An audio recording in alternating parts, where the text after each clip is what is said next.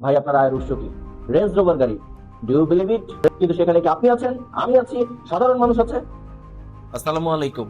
আমরা সবাই ব্যস্ত, দৌড়ুচ্ছি জীবনের তাগিদে, কিন্তু তার ফাঁকাতে আমি আপনাদের থেকে 2-3 মিনিট সময় চেয়ে নিচ্ছি। নিজের জন্য, দেশের জন্য, সকলের জন্য যদি 2-3 মিনিট সময় ব্যয় করতে পারেন, আমার মনে হয় এটা আমাদের সকলের ভবিষ্যতের জন্য উপকারী হবে। আসন্ন জাতীয় সংসদ নির্বাচন নিয়ে আমরা দেখতে পাচ্ছি সারা দেশে প্রার্থীদের অনেক ছড়াছড়ি, সকল দল মত গোত্র নির্বিশেষে বিভিন্ন প্রার্থীরা প্রচারণায় নেমেছেন। আপনার আসনে যখন কোনো প্রার্থী আপনার কাছে ভোট চাইতে যাবেন, আমার অনুরোধ থাকবে তাকে জিজ্ঞাসা করবেন, ভাই আপনার আয়ের উৎস কি? একটা জিনিস দেখে আমি খুব অবাক হই। 1 থেকে 1.5 বছর আগে যে সমস্ত মানুষের কাছে বাড়ি ভাড়া দেবার টাকা ছিল না, হাত খরচ থাকার টাকা ছিল না, সেই মানুষগুলো এখন শয়ে শয়ে কম্বল বিতরণ করতেছে। খুবই ভালো উদ্যোগ। কম্বল কেন, কমফোর্টার বিতরণ করুক, বাড়িঘর করে দেখ, আমার কোনো সমস্যা নাই। কিন্তু প্রশ্ন হচ্ছে, 1 বছরের মাঝে রাতারাতি এত টাকার উৎস কি, এত আয়ের উৎস কি? জিজ্ঞেস করবেন। কারণ এই টাকা যদি উনার হয়, ওয়েলকাম। কিন্তু যদি উনার আমার টাকায় হয়, তাহলে এটা জাতির জন্য অশনি সংকেত। ঢাকা বিশ্ববিদ্যালয়ের হাকিম চত্বরে যে নেতাকে নিয়মিত আমরা মাইল খেতে দেখছি, সেও দেখি সেদিন রেঞ্জ রোভার গাড়িতে করে এবার কি আর হাসপাতালের সামনে এসেছে। রেঞ্জ রোভার গাড়ি। Do you believe it? Range Rover 1 বছরের মাথায়, 1.5 বছরের মাথায় রেঞ্জ রোভার কিভাবে? তাই সকলের কাছে অনুরোধ থাকবে, মার্কা দেখে নয়, মানুষ দেখে ভোট দিবেন, মানুষকে যাচাই করে ভোট দিবেন। আমি সরকারি বিজ্ঞান কলেজে পড়াশোনা করতাম। ফার্মগেট ওভার ব্রিজের উপরে হকাররা শার্ট বিক্রি করতো এবং বলতো দেখালন বাইচ্ছালন 100 সেইখানেও দেখতাম পাবলিক শার্ট বাছাই করে কেনে। তাহলে জাতির ভবিষ্যৎ যারা নির্ধারণ করবে, সেই সকল প্রতিনিধিদেরকে আপনি কি একটু যাচাই বাছাই করবেন না? এটা কি আমাদের নৈতিক দায়িত্বের মধ্যে পড়ে না? সাথে আমি আরো বলতে চাই যে বিষয়টা, সেটা হচ্ছে এমন নেতাকর্মী, এমন নেতৃত্ব বাছাই করবেন না যেই নেতৃত্ব, তার চারিপাশে নেতাকর্মী দ্বারা এমন ভাবে পরিবেষ্টিত হয় যে তার নেতাকর্মীরাই তাকে খুঁজে পায় না, নেতাকর্মীরাই তার পর্যন্ত পৌঁছাইতে পারে না। সেখানে আপনি আমি কই?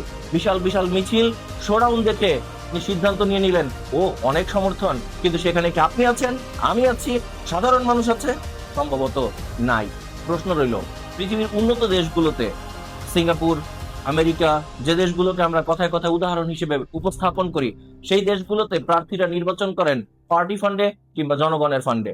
তাই জনগণের প্রতি, পার্টির প্রতি তাদের দায়বদ্ধতা থাকে, দেশের প্রতি তাদের দায়বদ্ধতা থাকে।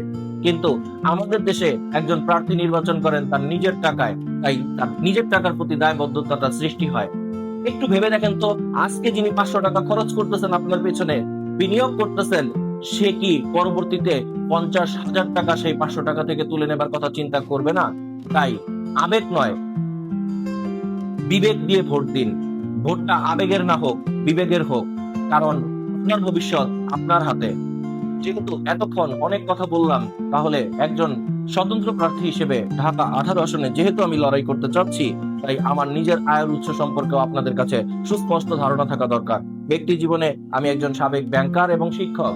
আমার উপার্জনের মূল উৎস এটি। এর বাহিরেও আমি আমার নির্বাচনী প্রচারণায় আমি আমার আয়ের উৎস এবং নির্বাচনী খরচ সুস্পষ্টভাবে তুলে ধরবো, যা নিশ্চিত করবে আমার স্বচ্ছতা। আমি আশা করব অন্য সকলেও তাদের স্বচ্ছতা আপনাদের সামনে উপস্থাপন করবেন। এছাড়া আরো একটা কথা বলতে চাই, সেটা হচ্ছে এই যে বিশাল বিশাল রাজনৈতিক মিছিল, শোডাউন যেগুলো হয় সড়কে, প্রধান সড়কে, কখনো বাস স্ট্যান্ডে, কখনো হাসপাতালের সামনে, পেছনে অ্যাম্বুলেন্স আটকে থাকতে পারে, জরুরি গাড়ি আটকে থাকতে পারে, চাকরিজীবীরা আটকে থাকতে পারে, সেটাকে আমরা কখনো ভেবেছি? তাই সকল প্রার্থী, সকল প্রতিনিধিদের প্রতি আহ্বান থাকবে, এমন কার্যক্রম পরিচালনা করবেন না যেটা জনগণের ভোগান্তির কারণ হয়। এতক্ষণ আমি যা বললাম তা হচ্ছে আমাদের বাংলাদেশের বর্তমান হকিকত। যদি এই কথায় আপনি আঘাত পেয়ে থাকেন, তাহলে আপনি বুঝে নেবেন যে আপনার সিস্টেমের কোথাও না কোথাও গুণে ধরেছে। এই সিস্টেমকে পরিবর্তন করার সময় এসেছে। হয় সিস্টেম বদলাবে, না হয় আমাদের ভাগ্যে সেই পুরানা দুঃসহ স্মৃতি আবার ফিরে আসবে। মনে রাখবেন, আজকে আপনি যা করছেন সব আগামী প্রজন্মের জন্য করছেন, আপনার সন্তানের জন্য করছেন, এই দেশের মানুষের জন্য করছেন। তো চলুন একসাথে লড়ি, একসাথে পরিবর্তনটা আনি। আমি ব্যক্তিগতভাবে আমার ভোট প্রার্থনার জন্য এই ভিডিওটি করি না।